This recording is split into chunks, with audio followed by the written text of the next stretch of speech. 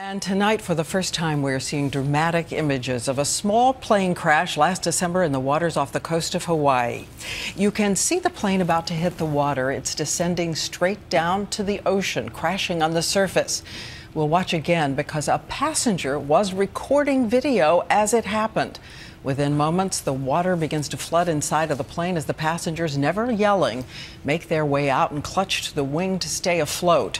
In the end, one person, a Hawaiian health official, died, but 8 people, including the pilot, were rescued.